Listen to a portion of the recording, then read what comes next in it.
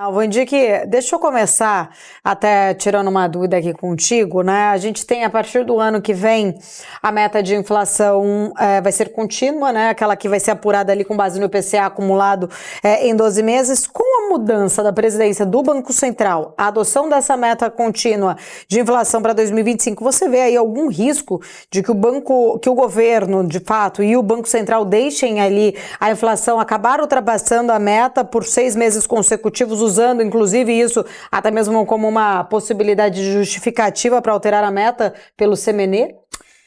Paula, a meta contínua faz sentido e todos os países mais respeitáveis do mundo utilizam a meta contínua porque isso dá um horizonte de longo prazo para a atuação da política monetária.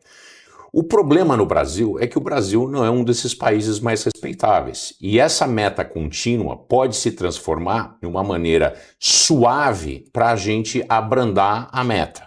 Significa o seguinte: se em 6 meses consecutivos a meta não for atingida no acumulado de 12 meses, em 6 meses, por exemplo, agora a gente não está dentro da meta. Quer dizer, está dentro do limite, né? Mas não está na meta dos 3%. Meta tem que ser meta dentro do zero, do olho do boi, né? Não precisa ser essa coisa da gente sempre estar contando com o desvio padrão para ajudar ou o Banco Central ou para ajudar o Tesouro com a meta fiscal. Mas voltando à questão da meta de inflação, né? Uma vez que essa meta não seja cumprida por 6 meses contínuos, significa que a meta anual não vai ser cumprida. E essa meta vai sendo relaxada aos poucos. A minha preocupação, e eu tenho certeza que é a preocupação do mercado, é que se isso passa a ser algo corriqueiro, né, cada 6 meses a gente vê que não vai mudar, isso dá um argumento muito forte para um relaxamento da meta de inflação pelo Conselho Monetário, o Conselho Monetário Nacional, o CMN, que é algo muito preocupante e que eu venho chamando a atenção aqui. Uma das coisas que eu espero, não gostaria que acontecesse, mas é uma das minhas preocupações, é que em meados de 2025, notem o que eu estou falando aqui, em meados de 2025, uma vez que a meta não foi cumprida, nós vamos ter uma reavaliação e podemos ter um relaxamento dessa meta. E a gente sabe para onde isso caminha. Caminha para uma dilmada e uma tumbinada.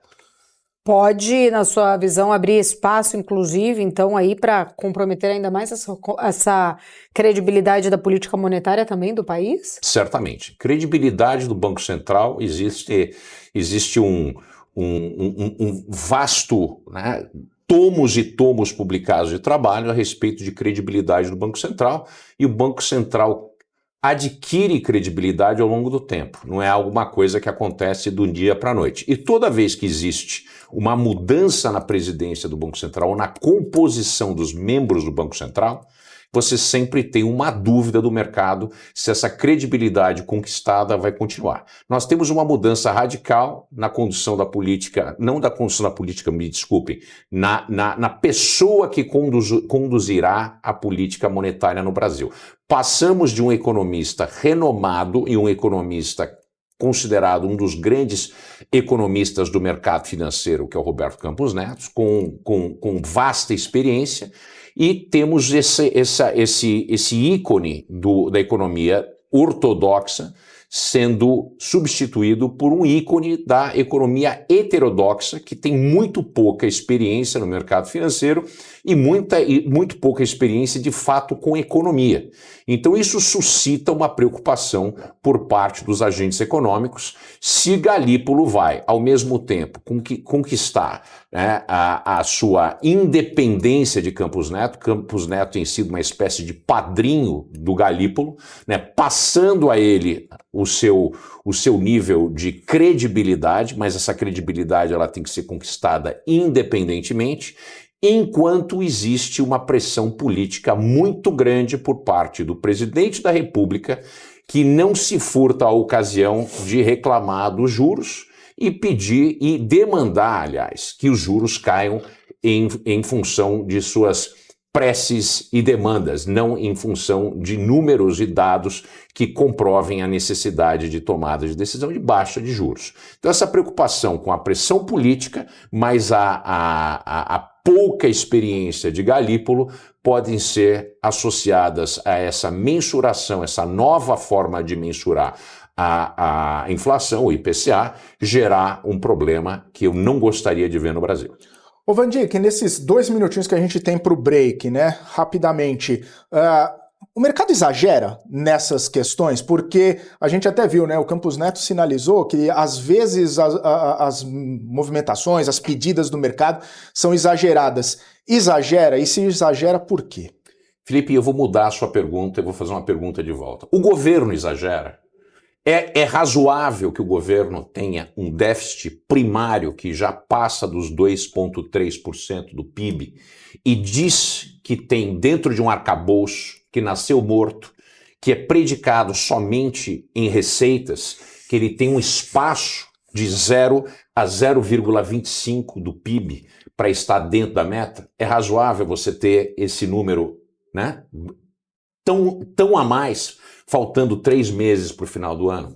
É exagero, o governo exagera em ter um déficit nominal de 10% do PIB, enquanto você tem gastos que crescem de maneira real, né, descontada da inflação a 15%, e você tem uma receita que cresce batendo recordes a 9% e não dá conta? Obviamente que o mercado não está exagerando, é uma preocupação coerente e que todo mundo que entende um pouco de economia e finanças deveria ter essa mesma preocupação. Quem fala contra, inclusive me preocupa muito que economistas ortodoxos reconhecidos por grandes serviços à economia e ao Brasil tem mostrado essa aliança com o governo, dizendo que o mercado exagera. O mercado não está exagerando, infelizmente não é esse caso. Pois é, Vandic, inclusive, só para a gente colocar e pontuar aqui, o mercado pediu 13% no juro longo na semana passada e a gente vê a curva abrindo. Talvez a gente tenha algum tipo de movimentação ainda maior ao longo dos leilões dessa semana, que estão por vir aí, geralmente terça e quinta-feira. Vamos ver como que vai ser, né?